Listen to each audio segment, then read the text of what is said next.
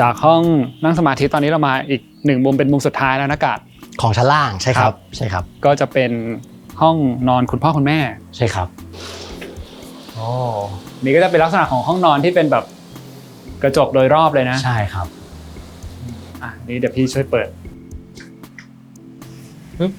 อ๋อนี่มันเปิดได้2ฝั่งเลยใช่ไหมใช่ครับอันนี้เปิดได้2ฝั่งเลยเปิดเข้ามุมตรงนี้ออกมาเข้ามุมได้เลยใช่ครับแล้วก็โอเพนแบบนี้คือฝั่งนี้จริงๆถ้าเกิดว่าเราจะทำให้มันทึบยาวไปตลอดก็ได้ไหมใช่ครับได้เหมือนกันแต่นี้คือกาดก็คือเลือกให้มันพื้นที่ห้องนอนเท่านี้แล้วก็ตรงนี้เหมือนเป็นคอร์ดอีก1คอร์ดใช่ครับใช่ครับตรงนี้มีการดีไซน์มายังไงบ้างฮะตำแหน่งของห้องนอนมีเรื่องทิศเรื่องอะไรอย่างนี้ไหมฮะก็ถ้าเกิดมองว่าด้านนู้นเรียกว่าเป็นด้านหน้าละกันครับครับด้านนี้ก็กึ่งเป็นด้านหลังคือมี privacy มากกว่าด้านโน้นหน่อยเพราะว่ารถมันจะเข้ามาจากทางด้านโน้นนะครับแล้วก็ฝั่งที่เป็นห้องนั่งสมาธิเนี่ยคือเข้ามาแล้วมันเฟซด้านหน้าแบบนี้อันนี้ก็อยู่วิงที่มันแบบลึกหน่อยแต่ว่าสามารถเข้าได้โดยง่ายจริงๆบอกว่าลึกหน่อยก็ไม่ถูกสักทีเดียวเพราะว่าน้ำหนักมันเท่าๆกันครับคือเรื่องโลเคชันผมว่ามันน่าจะเป็นโลเคชันที่private สุดใน4ด้านนี้แล้วกันคือมันติดกับฝั่งข้างหลังครับผมแล้วก็สมมุติว่าคนจะสัญจรขึ้นข้างบนหรือจะใช้ชีวิตอยู่ฝั่งโน้นนะก็คือสามารถเดินอยู่วิงโน้นได้โดยไม่ต้องมายุ่งกับฝั่งนี้เลยก็ได้ครับผมแต่ว่าในเชิงการใช้งานแน่นอนคุณพ่อคุณแม่ก็สูงอายุก็ไม่ต้องการให้นอนขึ้นลงบันไดเยอะๆก็ให้อยู่ที่ชั้นล่างเป็นหลักครับผมแล้วก็มีฟังก์ชันที่ใช้งานเนี่ยครบก็คือมี walk-in closet กับห้องน้ำอยู่ด้านในแล้วตรงนี้ก็เป็นห้องนอนที่ planning ก็คือโยกเอาเตียงมาอยู่ตรงบริเวณที่มันเปิดได้3ด้าน boundary เนี่ยจริงๆในนี้มันคือในบ้านเราเองแล้วก็ boundary ด้านนอกมันมีรั้วต้นไม้บังอีกชั้นนึงครับผมแต่ว่าเวลานอนถ้าต้องการ privacy 100% คือมีผ้าม่านปิดกับทุกห้องคืออาจจะปิดด้านใดด้านหนึ่งหรือปิดหมดก็ได้แล้วแต่เจ้าของครับแต่นี้คือมีโอกาสที่เราสามารถที่จะนอนแล้วก็ enjoy สภาพธรรมชาติเนี่ยได้แบบเหมือนกับอย่างเต็มที่ครับผมคือห้องนอนจะเห็นว่ากาดก็อาจจะใช้ม่านทึบหน่อยนะใช่ครับแล้วก็มีมุงลวดให้ด้วยมุงลวด2ห้องนู้นก็มีเหมือนกันมุงลวดเลื่อนไปเก็บไว้โอเคครับตอนนี้ก็เท่ากับว่าเราได้เห็นโดยรอบแบบเปิดหมดแล้วใช่ครับเฉลยหมดแล้วก็จะเห็นว่าความเป็นศาลาอย่างที่กาดบอกเราย้ำกันอีกสักครั้งนึงนะกันว่าโดยรอบเชื่อมโยงถึงกันได้หมดจริงๆครับแล้วก็มุมห้องนอนตรงนี้ก็อย่างที่บอกว่ามันก็จะมีคอร์ดอีก1คอร์ดเล็กๆย่อยมานะแล้วก็ด้านบนก็มีการเจาะช่องด้วยนะครับกันเป็นสี่เหลี่ยมครับในห้องน้ำก็ใช้วัสดุเป็นวัสดุเดียวเลยทั้งพื้นทั้งผนังคือเป็นหินขัดครับผมเป็นสีเทาทั้งหมดนิดนึงครับผมแล้วก็มีไอ้ช่องแสงที่เล่าให้ฟังว่าแสงกับลมอะไรต่างๆมันก็จะสามารถลงมาได้เหมือนกับห้องพระเมื่อสักครู่ลักษณะเดียวกันก็คือในใช้วิธีเดิมคือพื้นก็คือเปิดใช่ครับในมุมที่เหมือนกับลึกที่สุดก็เปิดเข้าไปก็อยู่ในสวนอยู่เสมอเป็นอย่างนั้นครับผมทางนี้จริงๆบางคนอาจจะรู้สึกว่าแบบไม่จำเป็นแล้วก็ได้นะ ตรงนี้มีเยอะแยะแล้วแต่นี่คือเราก็ยังคงมีให้กับห้องน้ำเพื่อให้ห้องน้ำมันสว่างเพราะว่าเข้าไปในห้องน้ำมืดๆมันรู้สึกแบบแตกต่างมหาศาลครับเปิดเข้าไปแล้วแบบโอ้มีแสงมีลมเข้ามาแล้วก็เป็นเรื่องของสุขอนามัยอะไรด้วยนะใช่ครับมีสุขภาวะหรืออะไรช่องนี้ก็มีแดดลงมาด้วยมีแดดลงมาครับโอเคครับตอนนี้ก็เห็นชั้น1แบบเปิดครบแล้วครับชั้น2เนี่ยก็ยังโดนปิดยังโดนซ่อนไว้อยู่มีภาษาซ่อนไว้อยู่แต่ว่าเดี๋ยวจะให้กาดพาขึ้นมาดูชั้น2โดยที่เมื่อกี้ที่กาดบอกเนี่ยบันไดมันจะอยู่2ฝั่งใช่ซึ่งทะแยงตรงกันข้ามเลยอันนี้ก็ด้วยความที่ฟังก์ชันมันแยกกันก็คือห้องนอนแกสเนี่ยอาจจะไม่ได้ใช้ทุกวันว่านานๆอาจจะมีแกสสักทีเราก็เลยออกแบบร่วมกันให้แยกออกจากโซนที่เป็น Master Bedroom ไปเลยมีบันได2อันขึ้นแยกกันครับผมคือถ้าเราเห็นเนี่ยมองจากตรงนี้ก็จะเห็นว่ามันเหมือนเป็นพื้นที่ที่เป็นสี่เหลี่ยมผืนผ้ายาวๆแค่ตรงนี้กับตรงนี้ใช่ไหมฝั่งนี้ใช่ครับอยู่ตรงกลางคือโล่งๆขนานกันแบบนี้เลยใช่ครับขนานกันแล้วก็ชิดไปแบบมุมอีกฝั่งใช่ครับเหมือนสมมุติว่าเราแบบเอามีดผ่าแบบเส้นทะแยงมุมของบ้านเนี่ยคือมันพับโดยสมบูรณ์อย่างนั้นครับผมโอเคโดยตัวมันไอตัวกล่อง2อันเนี่ยครับไอความที่โลเคชันมันเป็นอย่างเงี้ย มันก็ทำให้เวลาเรามองจากข้างนอกมันไม่มีด้านไหนแบบที่มันโดดเด่นกว่าด้านอื่นมองตัวบ้านปุ๊บก็คือเราเข้าใจมันโดยทันทีแล้วก็ลืมมันไปแล้วก็ไปเห็นสภาพธรรมชาติรอบๆแทนอารมณ์นั้นเหมือนมันเป็นแค่แบ็กกราวด์อารมณ์นั้นน้ำหนักมันจะแบบเท่ากันไปหมดโอเคครับงั้นเดี๋ยวให้การ์ดพาขึ้นไปที่มาสเตอร์เบดรูมเชิญครับ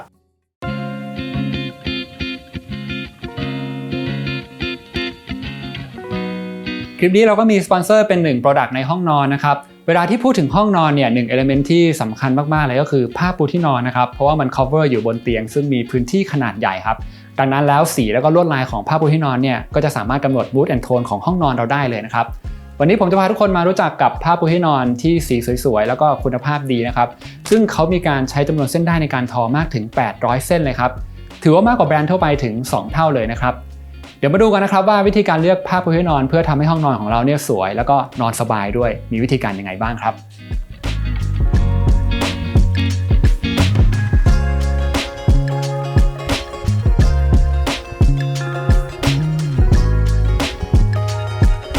อย่างแรกที่ต้องดูเลยนะครับก็คือ thread count หรือว่าจำนวนเส้นได้ที่ใช้ในการทอนะครับถ้าเกิดว่ายิ่งใช้ละเอียดมากๆเนี่ยผ้ามันก็จะยิ่งเนียนมากๆเลยครับโดยที่ผ้าปูของ House 64เนี่ยนะครับเขาจะใช้จำนวนเส้นได้ในการทอมากถึง800เส้นต่อ10ตารางเซนติเมตรเลยนะครับเท่ากับว่ามันจะต้องใช้เส้นแบบเล็กมากๆแล้วก็ทอแบบถี่มากๆครับทำให้เนื้อผ้าเนี่ยมันนุ่มแล้วก็ละเอียดมากๆเลยแถมเขายังใช้วิธีการทอด้วยวิธีซาตีนนะครับทำให้เราได้ผ้าที่มีความลื่นครับเวลาเราลูบเนี่ยก็จะลื่นมากๆสัมผัสจะคล้ายกับผ้าไหมเลยละครับนอกจากจำนวนเส้นได้แล้วชนิดของเส้นได้หรือเส้นใยที่ใช้ในการทอก็สำคัญไม่แพ้กันนะครับสำหรับเมืองไทยที่เป็นเมืองร้อนชื้นเนี่ยชนิดของผ้าที่เหมาะกับการนำมาทำชุดเครื่องนอนเนี่ยก็คือผ้าฝ้ายหรือว่าคอตตอนนั่นเองครับโดยที่แบรนด์นี้เนี่ยเขาเลือกใช้เป็นคอตตอน 100% เลยนะครับซึ่งก็มีข้อดีในเรื่องของการระบายอากาศนะเวลานอนก็จะเย็นสบายไม่อบร้อนนอนแล้วก็ไม่ร้อนหลังแล้วก็ไม่ติดตัวด้วยครับเหมาะกับอากาศของบ้านเรามากๆแถมที่สำคัญเลยคือผ้าชนิดนี้เนี่ยจะไม่เป็นขุยครับยิ่งเราซักเนี่ยมันก็จะยิ่งนุ่มขึ้นเรื่อยๆน่านอนขึ้นเรื่อยๆครับทำให้เราสามารถใช้งานได้ยาวๆ 5-10 ปีไปเลยละครับเรื่องสุดท้ายที่อยากเสริมนะครับก็คือเรื่องของสีแล้วก็ลวดลายของผ้าปูที่นอนครับซึ่งอย่างที่บอกไปนะว่ามันมีผลต่อ mood and tone โดยรวมของห้องมากๆเลยครับใครที่เคยลองเปลี่ยนผ้าปูที่นอนนะเอาจากฟิลที่เป็นโทนสีเข้มไปเป็นโทนสีสว่างก็ได้จะรู้เลยว่า mood and tone หรือว่าฟิลโดยรวมของห้องเนี่ยมันจะแตกต่างกันเยอะมากๆเลยนะครับอย่างบ้านหลังนี้เนี่ยการตกแต่งห้องนอนเขาก็จะเป็นโทนสว่างนะครับนี่ผนังก็ทาเป็นสีขาวเนอะแล้วก็อย่างพวกบิวอินพวกนี้ก็จะเป็นลายไม้ที่ดูสว่างนะครับดังนั้นผมก็เลยลองเลือกผ้าปูที่นอนให้เป็นโทนสีสว่างหน่อยนะครับอันนี้เนี่ยก็เลือกเป็นโทนสีเทาอ่อนนะก็จะเห็นว่ามันก็จะดูกลมกลืนไปกับห้องนะครับซึ่งแบรนด์ House 64เนี่ยนะครับเขาจะมีผ้าปูที่นอนให้เลือกมากถึง10สี10แบบเลยครับไม่ได้มีเพียงแค่สีเรียบๆอย่างเดียวนะครับจะมีที่เป็นแบบแพทเทิร์นลายตารางกริดหรือว่าเป็นเส้นเรียบๆแบบสตริปด้วยนะครับเราจะเอามา mix and match กันก็ได้นะเช่นผ้าปูเตียงสีหนึ่งปลอกหมอนก็อีกสีหนึ่งครับก็ถือว่าเป็นการเพิ่มลูกเล่นแล้วก็ความโดดเด่นให้กับห้องเราได้เยอะเลยครับทั้งหมดนี้ก็เป็นทิปหรือว่าเป็นเคล็ดลับในการเลือกผ้าปูที่นอนที่เอามาฝากในวันนี้ครับ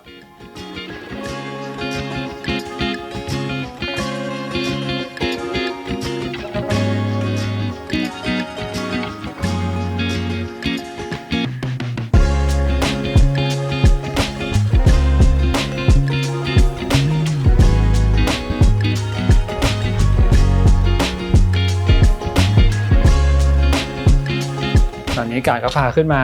ชั้น2แล้วนะครับครับซึ่งเมื่อกี้ตอนเราเข้ามาเนี่ยจะเจอกับส่วนของ walk-in closet กับห้องน้ำก่อนใช่ครับพอเข้ามาเนี่ยส่วนพื้นก็ยังเป็นพื้นสีดำจากด้านล่างขึ้นมาใช่ครับแล้วก็ฟีลของการตกแต่งภายในก็ยังคงโทนตามเดิมเลยใช่ครับก็จะมีห้องนี้จะมีบิวส่วนเตียงขึ้นมาแล้วก็จะมีคอนโซลเนี่ยที่เป็นคอนโซลวางของนี่ก็จะเป็นที่วางแผ่นเสียงครับคอนโซลนี้กับส่วนของฐานเตียงก็เป็นเนื้อเดียวกันไปเลยครับผมแล้วก็พอจากฝั่งนี้เนี่ยเราเปิดประตูบานเลื่อนออกไปก็จะเห็นฝั่งตรงข้ามชั้น2ซึ่งอย่างที่การบอกมันคือกล่องสี่เหลี่ยมผืนผ้า2อันที่วางเยื้องๆกันขนาดเท่ากันขนาดกันเลยขนาดกันซึ่งถ้าเราเปิดออกเนี่ยก็จะเห็นเหมือนกันว่าฝั่งโน้นเป็นส่วนของมี2ห้องนอนป่ะฮะใช่ครับเป็นห้องนอนแขกแล้วก็มีห้องน้ำอยู่ติดบันไดห้องนึงครับผมแล้วก็จะเป็นโถงยาวๆที่แตกออกสู่ห้องนอน2ห้องใช่เป็นคอริดอร์ด้านหน้าครับตัวดีไซน์ของชั้น2ครับมันจะ ระบบผนังจะไม่เหมือนกับชั้นล่างคือของชั้นล่างเนี่ยมันเปิดเป็นกระจกนะครับแล้วก็มีรั้วต้นไม้ตัวบัง privacy แต่ว่าชั้น2เนี่ยมันเลยขึ้นมาอยู่สูงขึ้นมานี่มันก็อาจจะ expose จากแบบมุมมองจากด้านนอกเข้ามาได้ครับผมก็เลยออกแบบไว้ระบบของประตูที่เป็นเลเยอร์ด้านนอกครับที่อยู่ติดกับระเบียงเป็นแบบบานเปิดที่มันเปิดออกไปตั้งมากลายเป็นแบบเหมือนกับผนังอีกระบบหนึ่งที่กั้น privacy จากด้านนอกที่จะมองเข้ามาครับในขณะเดียวกันมันก็ทำหน้าที่กรองแสงกรอง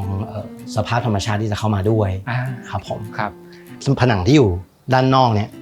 ก็คือใช้เป็นผนังทึบเป็นหลักเลยก็มีช่องเปิดห้องละ1ช่องให้ลมมัน flow ได้ครับผมว่าด้านที่แบบจะ expose ต่อด้านนอกก็คือปิดเป็นหลักทีนี้ไอ้บานพวกนี้ครับก็คือมันสามารถที่จะปิดแล้วทำให้ชั้น2เนี่ยเหมือนกับมันเป็นห้องที่มันถูกซีลได้ 100% เลยก็คือง่ายต่อการดูแลรักษาสมมติว่าเราปิดเนี่ยมันก็เหมือนกับห้องเนี่ยมันเป็นห้องที่ปิดทึบโดยสมบูรณ์แต่ว่าตรงวงกบมันจะดีเทลโดยรูปตัว L ซึ่งทำให้เวลาเราปิดเนี่ยแสงมันยังลอดเข้ามาผ่านช่องเล็กๆตรงแนววงกบได้อยู่เป็นแบบเป็นแนวเป็นจังหวะเท่าๆกันทำให้เวลาเราเปิดประตูเข้าห้องเข้ามาครับในสภาพที่มันปิดมันมีแสงลอดเข้ามาคือเปิดเข้ามาก็เห็นห้องไม่ได้มืด 100% วัสดุก็ใช้เป็นเมทัลชีทลอนค่อนข้างเป็นวัสดุที่คงทนต่อสภาพภูมิอากาศเพราะว่ามันเป็นกล่องสี่เหลี่ยมที่มันผิวหน้ามันจะโดนฝนเต็มๆโดนแดดเต็มๆครับผมก็ใช้วัสดุที่มันคงทนหน่อยครับแล้วก็ในขณะเดียวกันมันก็สร้าง texture ของผนังที่มันแตกต่างกับชั้น1ด้วยครับผมเป็นมิติของเวลาเราอยู่อาศัยมันก็จะให้ความรู้สึกที่มันแตกต่างกันแต่ว่ายังอยู่บนพาเลตที่มันเป็นสีขาวเป็นหลักครับผมคือมองภาพรวมภาพใหญ่มันก็เป็นเนื้อเดียวกันแต่ให้ความรู้สึกแบบเล็กๆน้อยๆที่เป็น feeling ของเวลาเราอยู่บนชั้น2มันจะรู้สึกอีกแบบนึงครับผมครับด้านล่างก็เรียบๆด้านบนขึ้นมาก็จะเห็นลักษณะเป็นซี่เหมือนเป็นระแนงหน่อยใช่ครับแล้วก็อย่างที่การบอกคือพอมันปิดอยู่เป็นแบบเนี้ยแต่พอเปิดปุ๊บมันจะบอกว่าเป็นเหมือนฟินเป็นครีบอย่างนี้ก็ได้นะใช่ครับเห็นเลยว่ามันกันสายตาเนี่ยอย่างเงี้ยพี่พยายามจะมองไปมุมนี้นี่ไม่เห็นเท่ากับว่าข้างนอกก็มองเราเข้ามาไม่เห็นใช่ครับวงกบรูปตัว L เนี่ยเราตั้งใจให้แสงมันลอดเข้ามาข้างในตามในช่องวงกบนะครับแต่ว่าปรากฏว่าพอออกแบบเสร็จเนี่ยพอมันปิดเนี่ยแล้วเราเปิดไฟตรงระเบียงตอนกลางคืนกลายเป็นว่ามีแสงลอดออกไปจากข้างในฟาซาดมันก็กลายเป็นเส้นจนจังหวะที่รูปร่างอาคารมันเหมือนกับเปลี่ยนไปตอนกลางคืนอีกซีนนึงครับผมก็เป็นเอฟเฟกต์ที่คือตอนแรกอาจจะไม่ได้คิดมาก่อนนะถือว่าไม่ได้แบบคือคิดว่าจะให้แสงมันเข้ามาข้างในแต่ไม่ได้คิดว่าจะเปิดไฟออกไปข้างนอกได้ด้วยก็เลยรู้สึกแบบเซอร์ไพรส์ตรงนี้เหมือนกันครับอีกส่วนหนึ่งที่น่าสนใจก็คือการที่เรายังคงเชื่อมโยงกับคอร์ดได้อยู่ใช่ครับมีต้นไม้จากคอร์ดกลางด้านล่างเนี่ยขึ้นมาหาเราด้านบนเลยใช่ครับแล้วก็มองลงไปนี่ก็เห็นคนที่อยู่ตรงอันนั้นคือห้องสมาธิสมาธิใช่ครับครับแต่ว่าเวลาเราอยู่ตรงเตียงเนี่ยคือจะไม่เห็นละตรงนี้ก็เหมือนกับเราเป็น living area เล็กๆนั่งทำงานอ่านหนังสือได้เวลาเรานอนอยู่ก็คือไอ้ผนังชุดพวกนี้มันก็จะบัง privacy ได้ 100% ครับซึ่งพวกนี้กาดก็ดีไซน์ให้มันเปิดปิดง่ายสะดวกนะใช่ครับเป็นระบบแบบใช้โชคเหมือนเป็นแบบโชคกระโปรงรถยนต์เอามาดัดแปลงครับผมเฮ้ยเพราะคือจริงๆต้องยอมรับว่าฟาซาดหรือแผงแบบนี้ในหลายๆบ้านอ่ะบางครั้งอ่ะมันเปิดยากใช่ครับอาจจะเป็นด้วยเหล็กทั้งหมดในหนึ่งหนักด้วยหรือเปล่าไม่รู้นะแล้วก็มีความฝืดอะไรเงี้ยซึ่งพอเปิดยากพี่เชื่อว่าอย่างมีบางบ้านที่เคยไปเขาก็ไม่ค่อยได้เปิดอะไรเงี้ยแล้วก็ไม่ได้ใช้งานอะไรเงี้ยจริงๆอันนี้ออกแบบอยู่นานเหมือนกันนะครับ Explore แบบเคยออกแบบกลอนเองอะไรอย่างเงี้ยแต่ก็สุดท้ายก็ตกลงกับเจ้าของว่าตัวกลอนกับมือจับให้เขาใช้แบบวัสดุสำเร็จรูปแต่เราคอนโทรลองศามันด้วยไอ้ตัวเนี้ยโชคอันนี้ครับ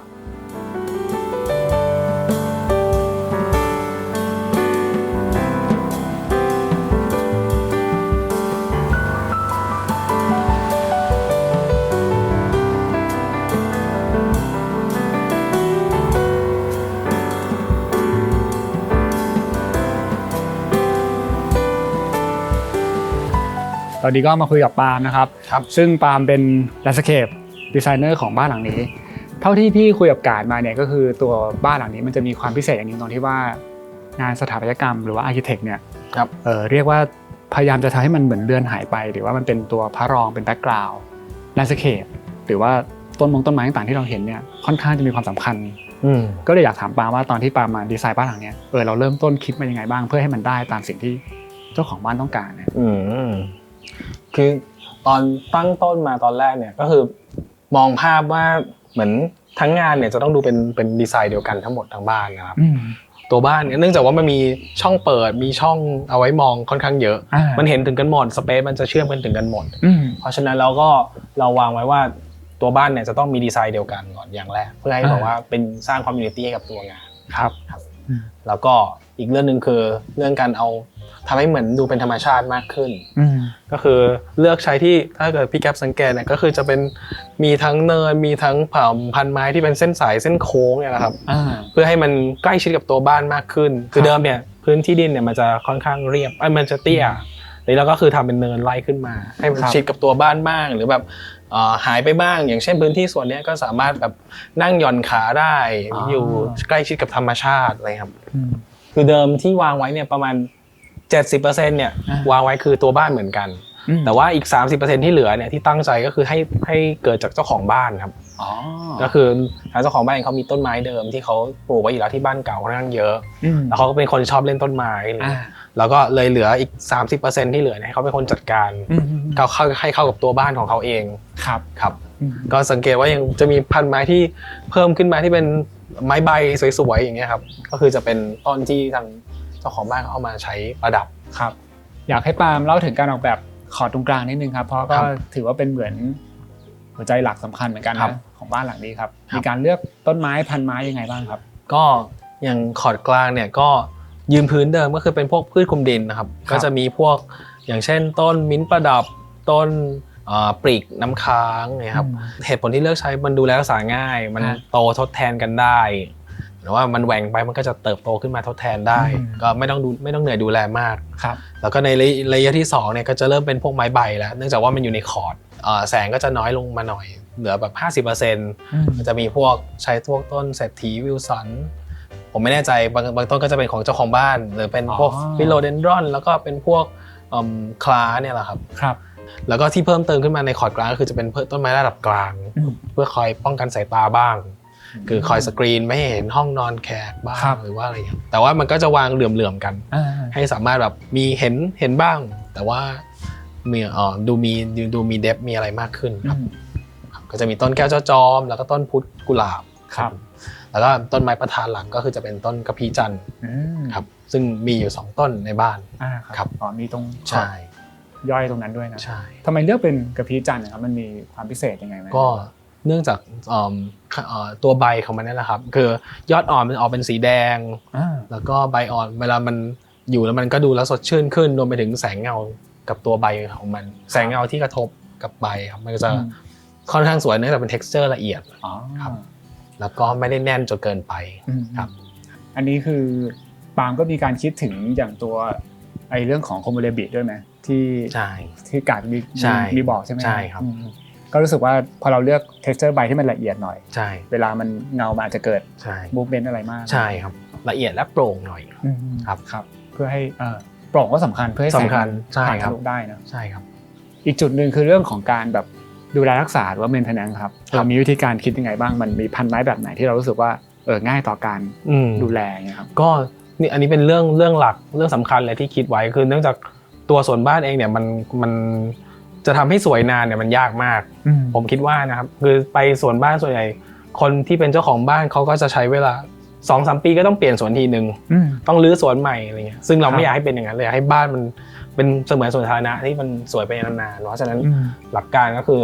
ต้นไม้ทั่วไปเนี่ยก็คือเลือกใช้ต้นไม้คลุมดินพร้อมกับเนินดินเปรียบเสมือนไม้พุ่มไปในตัวซึ่งเราไม่ต้องดูแลรักษามันมากครับแล้วก็จะมีแค่เฉพาะเลือกใช้พันไม้พุ่มเนี่ยเฉพาะในจุดที่มันสำคัญครับเช่นทางเข้าบ้านทางขึ้นบ้านขอดกลางอะไรอย่างเงี้ยครับก็จะได้ลดภาระการดูแลของเจ้าของบ้านไปครับซึ่งถ้ามันเป็นไม้คลุมดินไม้พุ่มก็คือดูแลรักษาง่ายกว่าเยอะเลยมันแทบไม่ต้องตัดแต่งเลยก็6 เดือนก็ดูแลมันทีนึงนะครับครับ แล้วก็มีการวางระบบพวกสปริงเกอร์อะไรอย่างเงี้ ไว้ ย อยู่ เลย แล้วใช่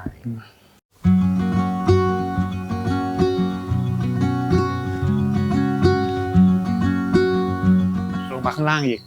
ครั้งหนึ่งอากาศ ครับ พี่ก็ยังชอบแล้วมันมีพื้นที่โดยรอบที่เราสามารถเดินได้เลยนะฮะพอวิลล่า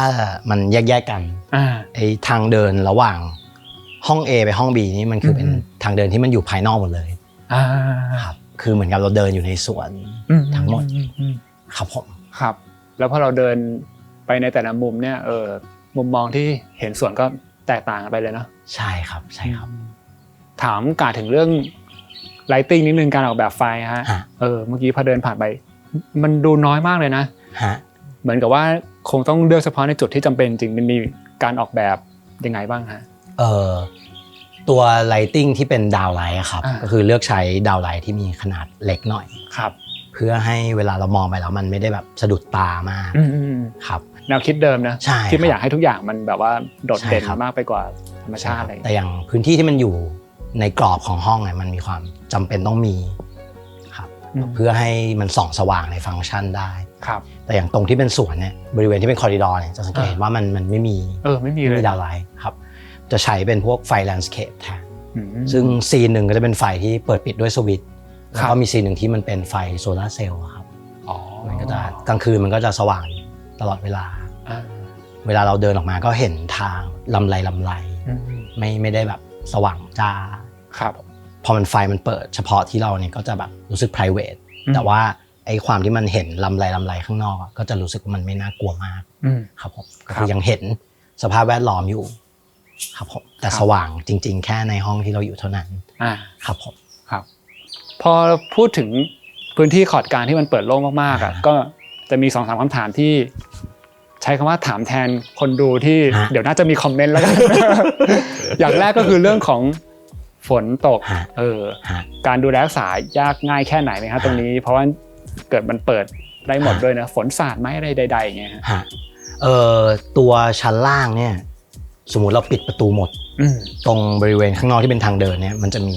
ชายคาที่มันแบบล้อกันไปครับก็คือตรงเนี้ยมันจะสามารถใช้งานได้เดินได้ถามว่ามีฝนสาดเข้ามาในทางเดินไหมมีแน่นอนเพราะว่ามันอารมณ์มันเป็นพื้นที่กึ่งภายนอกอยู่แล้วครับผมก็ตรงเนี้ยก็ใช้วิธีการเทสโลปพื้นให้น้ำมันไหลออกจากตัวบ้านไปทุกๆด้านนะครับก็ถ้าการจัดการน้ำฝนในชั้นล่างก็จะเป็นแบบนี้ส่วนชั้นบนตัวบริเวณที่เป็นระเบียงกับทางเดินนะครับมันจะเป็นกึ่งภายนอกอยู่แล้วก็ทำนองเดียวกันก็คือพื้นกับเพดานมันจะแบบล้อกันออกมาแล้วก็จะมีตัวผนังเมทัลชีทที่มันเปิดแล้วก็เป็นแบบ second layer ถ้ามันปิดอยู่ไอ้พื้นที่ข้างในก็ไม่ต้องเป็นห่วงมันถูกซีลเอาไว้มันเป็นมิติของการดูแลรักษาที่ผมบอกครับผมประมาณนั้นอันนี้เรื่องฝนอีกเรื่องนึงก็คือเรื่องยุงเรื่องยุงเลยคนถามเยอะมากซึ่งพี่ก็อยากจริงๆก็อยากตอบแทนหลายๆครั้งว่าบ้านส่วนมากเนี่ยถ้ามันมีมุงลวดก็คือหนึ่งขั้นตอนในการป้องกันแล้วแต่นอกจากนั้นก็คือเขาก็จะเลือกเปิดปิดตามช่วงเวลานะแล้วก็เป็นสิ่งที่เราอาจจะต้องยอมรับได้เพราะก็เป็นเรื่องตามธรรมชาติทั่วไปแน่นอนคือมียุงแน่นอนแต่ว่าบ้านที่อยู่สุขุมวิทก็มียุงเหมือนกัน แต่ว่าถ้ามองว่าเนี่ยมันอาจจะดูเอ็กซ์ตรีมว่าแบบมันเป็นบ้านที่มันโอ้โหมันเปิดหมดเลยต้นไม้เยอะด้วยไม้อะไรต้นไม้เยอะอะไรอย่างเงี้ยใช่ไหมครับคืออันดับแรกเลยคือพอลักษณะของบ้านมันเป็นบ้านที่มันเหมือนแบบเปิดหมดเนี่ยครับเรื่องที่มันเป็นผลพลอยได้ตามมาคือเรื่องลมคือพอลมมันโฟลว์หมดก็ไม่มีจุดอับครับผมยุงมันก็ไม่ได้อาศัยอยู่ในภายในตัวบ้านครับผมอันนี้อันที่หนึ่งทีนี้ในแต่ละห้องเนี่ยมันก็มีมุงลวดที่สามารถที่จะเลื่อนมาปิดได้อาจจะปิดไม่ได้ทั้งหมดปิดได้บางส่วนครับผมสมมุติว่าต้องการซีนนั้นจริงๆที่ปิดบางส่วนแล้วมีมุงก็คือสามารถมีมุงได้ประมาณช่วงมาตรงนี้แต่อย่างห้องคุณพ่อคุณแม่ก็จะมีมุงแบบจัดการกับหน้าต่างทุกบานนะครับอย่างห้องนอนเนี่ยก็คือเปิดแล้วก็มีมุงไปแทนบานเปิดได้3ด้านก็สามารถนอนชิวๆโดยที่ไม่ต้องไปกังวลเรื่องยุงได้เลยอีกอย่างนึงที่เจ้าของก็คือเหมือนที่พี่แกบบอกคือสัก4 โมงก็อาจจะปิดละครับแล้วก็อยู่เปิดแอร์ข้างในนั่งให้มันแยกข้างในข้างนอกตอนหัวค่ำที่ยุงเริ่มเยอะ ก็ไม่ได้แบบไปแบบโอเพนให้เขาเข้ามาครับผมครับก็วิธีการผมคิดว่าจริงๆเหมือนกับบ้านทุกหลังที่เราออกแบบนะก็คือมีในระบบที่เป็นอุปกรณ์ก็คือมุงลวดครับแล้วก็เรื่องของการจัดการเรื่อง ventilation ที่บอกว่าเป็นเรื่องที่จะช่วยได้เยอะมากครับอย่างในห้องน้ำอะไรเงี้ยที่พอมันมีช่องเปิดปั๊บมันก็แบบจัดการเรื่องนี้ไปได้ครับผมแล้วก็ตัวการเลือกเปิดปิดในช่วงเวลา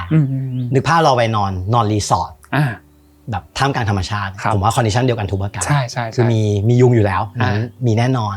แล้วเราก็เลือกเอาว่าเราจะอยู่สเปซไหนเปิดมากเปิดน้อยอะไรอย่างเงี้ยครับตอนกลางคืนเราก็ปิดไม่ให้แมลงเข้าบ้านจริงเหมือนกันทุกประการเลยไม่ได้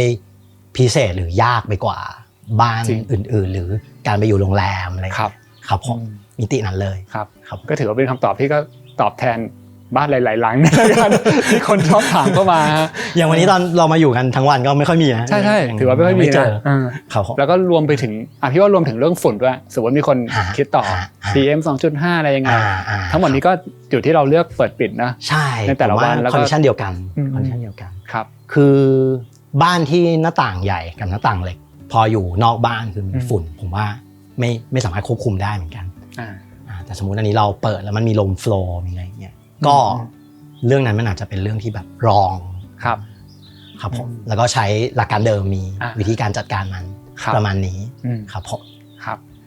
ทีนี้คำถามที่อยากถามกาดซึ่งเป็นคำถามแบบท้ายๆแล้วก็รู้สึกว่ากาดบอกเองว่าบีฟเนี่ยคือแบบพิเศษมากๆแล้วก็รู้สึกว่าเป็นหนึ่งงานที่ก็ใช้คำว่าน่าจะท้าทายกาดเหมือนกันนะสุดท้ายพอมันเสร็จแล้วเนี่ยอะไรที่เรารู้สึกว่าเราชอบที่สุดหรืออะไรที่เราได้เรียนรู้จากบ้านหลังนี้แล้วก็รู้สึกว่าไม่แน่ใจว่ามันอาจจะถึงขั้นเปลี่ยนความคิดหรือแนวคิดการทำงานของกาดแบบเดิมๆมาก่อนหรือเปล่าอะไรอย่างเงี้ยมีหรือเปล่าหรืออาจจะไม่ถึงเบอร์นั้นก็ได้นะถ้าถามว่าเรียนรู้อะไรก่อนละกันคือการทำงานกับเจ้าของบ้านทั้งสองคนเนี่ย